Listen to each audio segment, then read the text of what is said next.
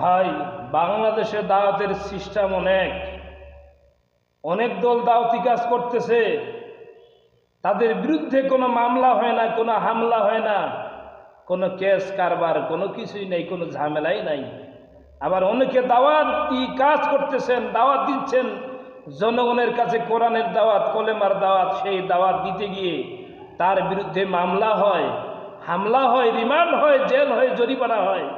জীবন নিয়ে সংকুচিত, জীবন নিয়ে ঠিকমতো বাঁচতে পারে না, সংসার চালাতে পারে না, তার বিরুদ্ধে মিথ্যা মামলা হয়। তাহলে দাওয়াতের সিস্টেমও ভিন্ন ধরনের।